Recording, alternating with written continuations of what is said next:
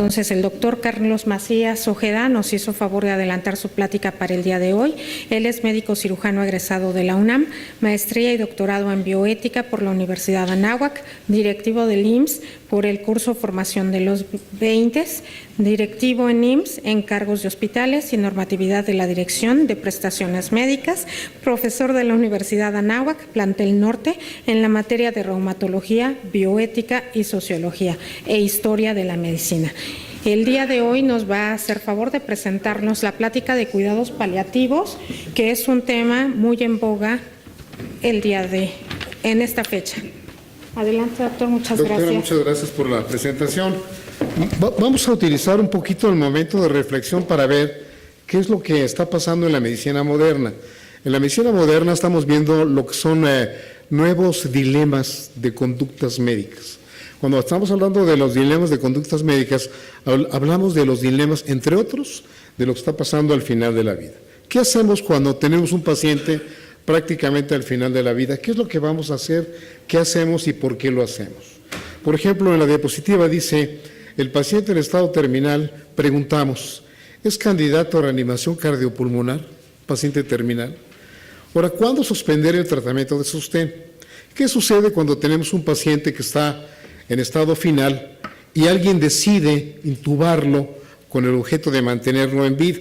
Esto sucede o por petición de la familia o incluso por caracteres economicistas. Entonces, la pregunta es, ¿qué hacemos en ese tipo de pacientes?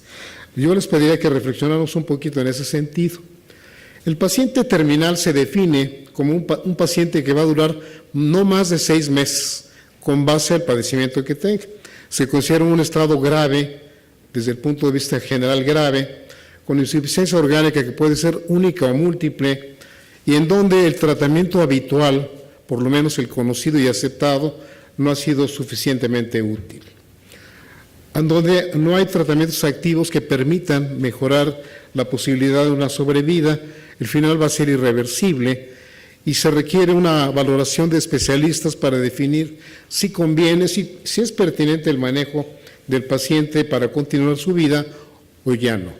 Y por última parte se considera que es una enfermedad de carácter de evolución progresiva. Unos ejemplos de enfermedad terminal: cáncer en estadios avanzados, enfermedades degenerativas del sistema nervioso central, fibrosis, cirrosis hepática complicada, en donde ya no tenemos una perspectiva de progreso o de solución, el EPOC, el SIDA, arteriosclerosis generalizada, entre otras, y enfermedad multiorgánica con deterioro grave.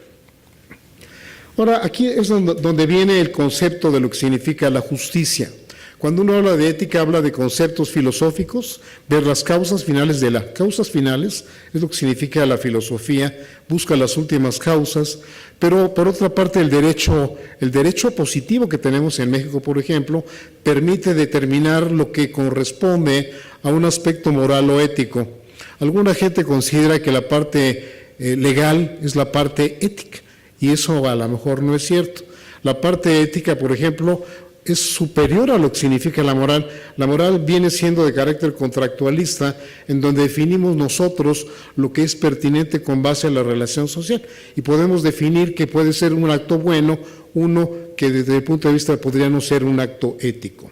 Entonces, la idea sería que la ética y la justicia están en íntima relación, desde el punto de vista no jurídico todavía. El conocer la deontología personal es lo que nos permite definir lo que podemos ser en cuanto al lícito. Cuando uno habla de ética, habla uno de la licitud de las conductas sobre la vida humana. No necesariamente implica que sea un acto necesariamente moral.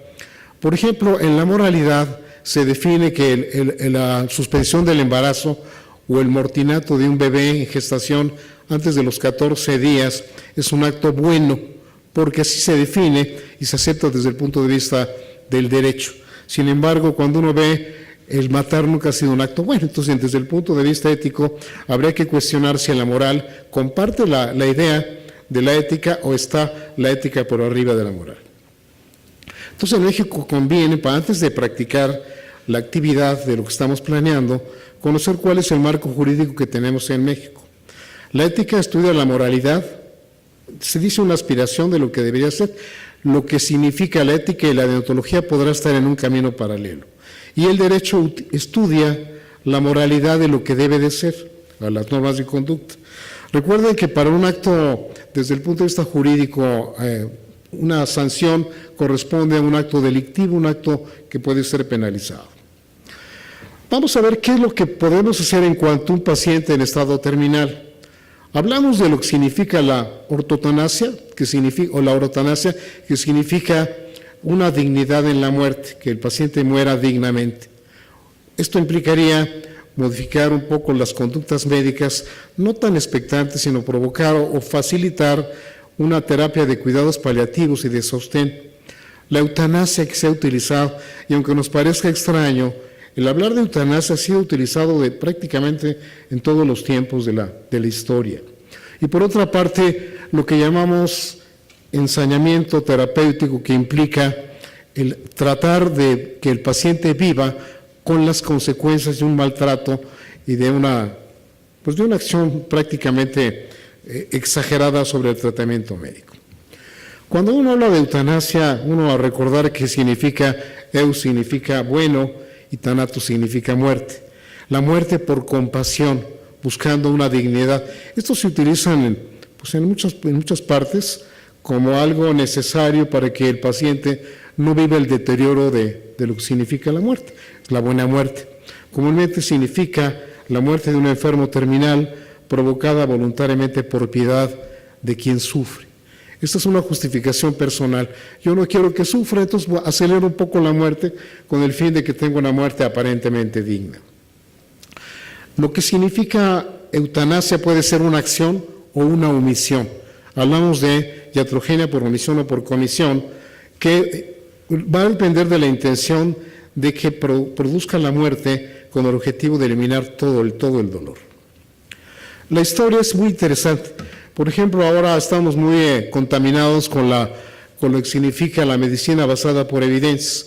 Anteriormente Hipócrates hablaba de dos conceptos, la filantropía y la filotecnia, el amor al hombre y el amor a la ciencia. Ahora, por motivos de carácter de defensas personales, buscamos la parte objetiva de lo que estamos haciendo en medicina.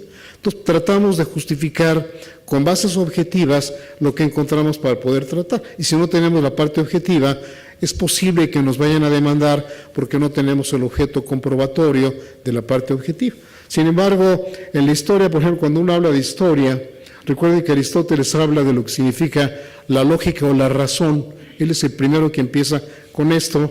Y cuando llega, por ejemplo, Aristóteles, con todos los filósofos griegos, cambia la perspectiva de lo que es la medicina o la parte mágica del comportamiento humano, en donde nos da miedo lo que no conocemos y le pedimos a un ser sobrenatural que nos ayude en todas circunstancias. Entonces, por ejemplo, Aristóteles proponía dar muerte a los ancianos por razones políticas. Es decir, conviene que el paciente anciano se retire de la vida política y no contamine el pensamiento moderno. En Esparta, recuerden que Esparta es una parte en donde la gente que nacía, el bebé que nacía con problemas objetivos y que no iba a ser un buen guerrero, lo tiraban en la barranca, como motivos de buscar un sociobiologismo de que todo aquello que permita la evolución de la especie es algo bueno y aquello que nos deteriore es algo malo. Platón, como parte de los filósofos antiguos, proponía que los médicos dieran muerte a los enfermos graves. Esto implicaba el costo-beneficio, un poquito de lo que significa el utilitarismo de la época, en donde no contamines o no gastes en aquello que no tenga solución. El Imperio Romano, de donde parte de hecho el derecho justiniano, decía que los niños deformes se exponían a la intemperie y se promovía su suicidio.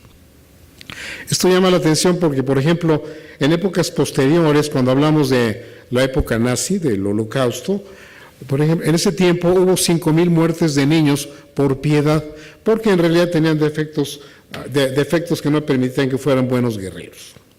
Hipócrates y Galeno, tanto como Pitágoras, estaban en contra de las prácticas de la eutanasia. Cicerón también defiende el valor de la vida y estuvo en contra de las prácticas de la eutanasia. El cristianismo, yo creo que muchos de nosotros somos cristianos, fue la parte atávica del progreso de la ciencia, porque originalmente era una religión del dolor.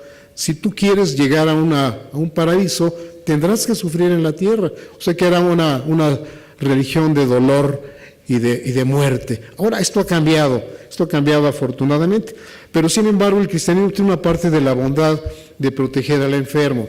Los monjes benedictinos, por piedad o por caridad, establecen junto a los monasterios la ayuda del enfermo por cristianidad, por lo que significa caridad.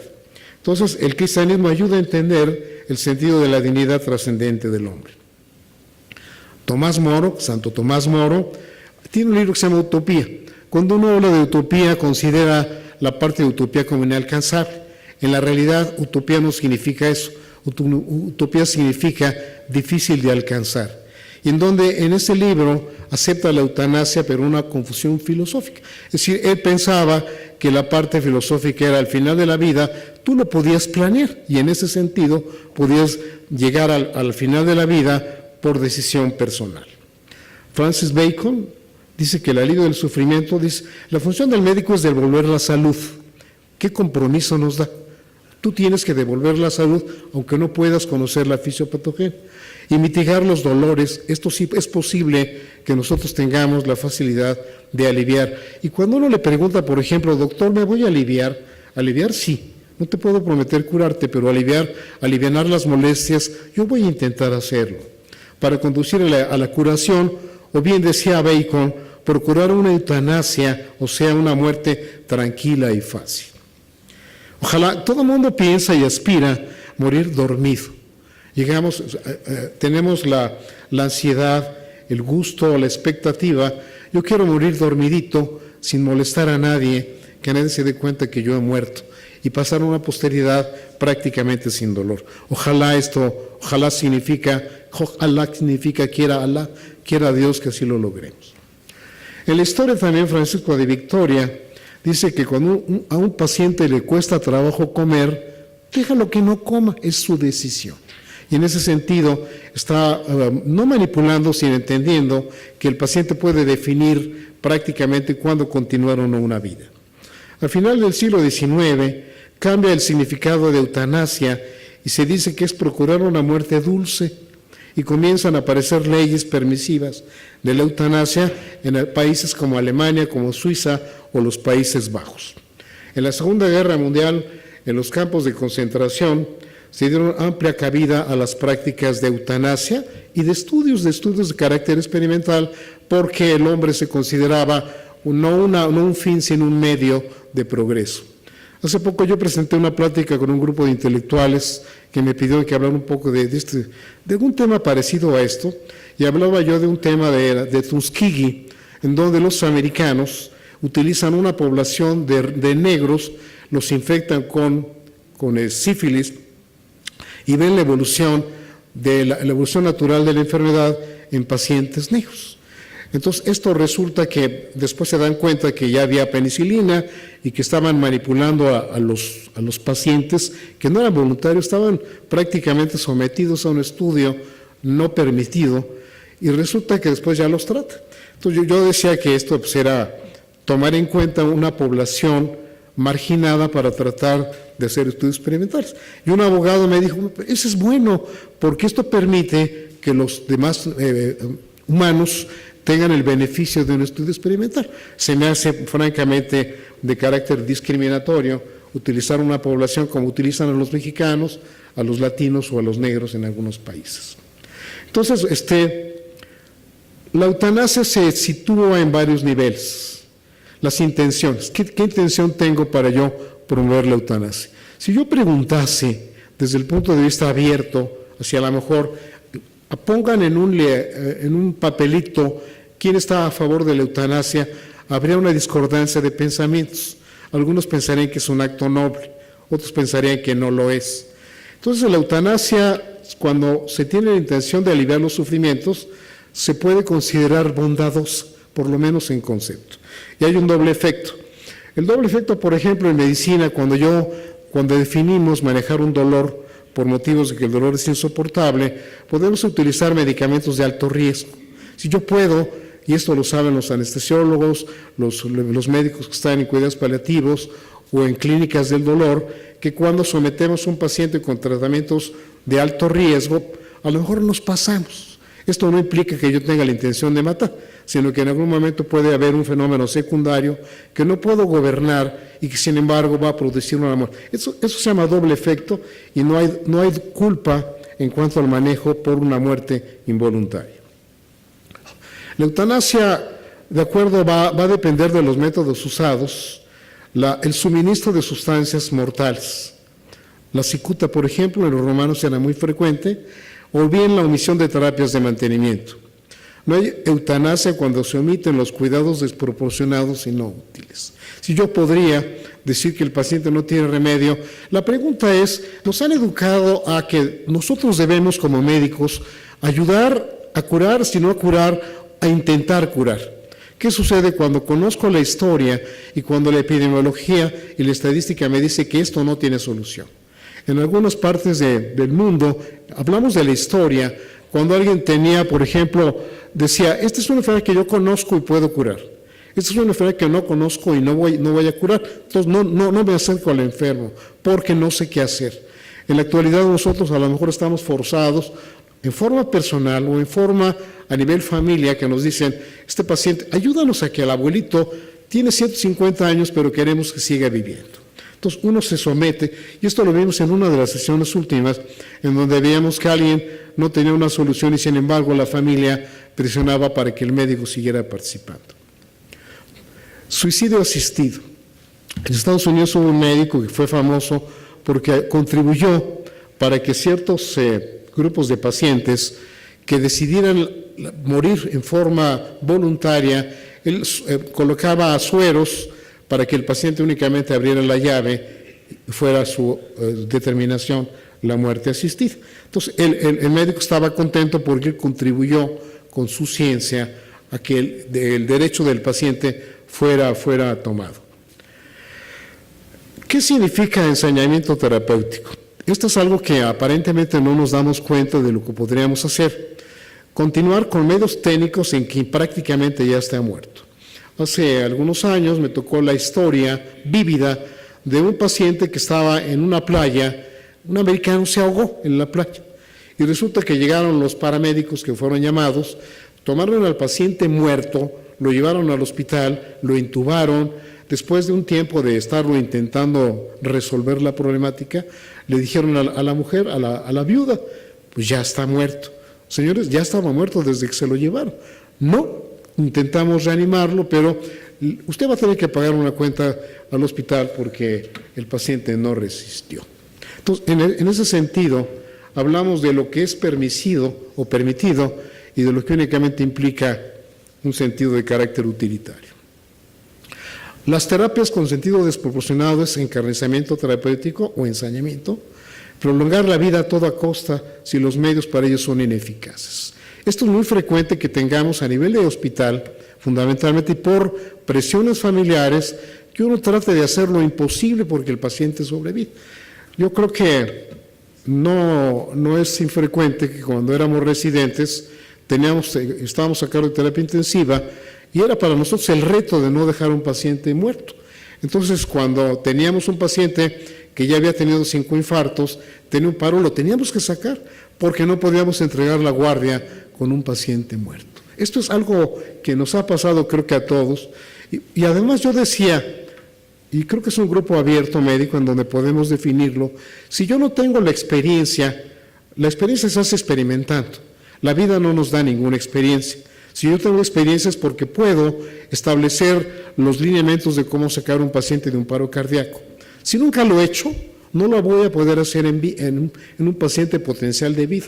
Entonces, desgraciadamente, tengo que tomar el paciente que tengo para hacer la práctica y poderlo hacer. Esto me parece que es algo quizás inmoral, pero fue muy útil para muchas generaciones de cómo aprender a establecer un tratamiento en pacientes prácticamente con muerte. El ensañamiento terapéutico es un medio que no modifica la historia natural de la enfermedad ni tampoco alivia el dolor. Esto implica el tipo de terapia que puede ser obligado o no al ensañamiento, el grado de dificultad del enfermo, es decir, yo puedo someter al paciente a una terapia excesiva que prácticamente no va a solucionar nada. Recuerden que hay un testamento de vida en donde yo puedo decir por escrito y ante notario, si yo tengo un padecimiento grave y no me ofrecen una expectativa de vida, por favor no me intuben, no me pongan tubos, no me canalicen, no me hagan más daño.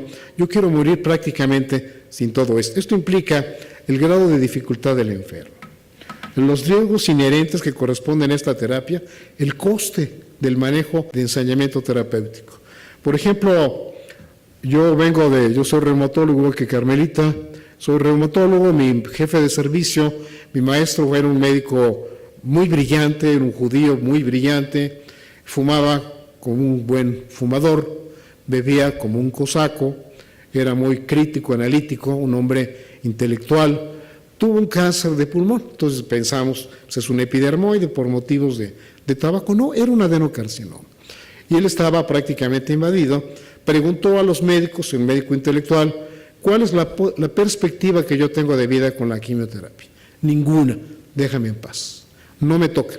Esto corresponde a que no quiero, ¿por qué descapitalizar a mi familia? ¿Por qué todo el patrimonio que yo tengo lo pierdo por una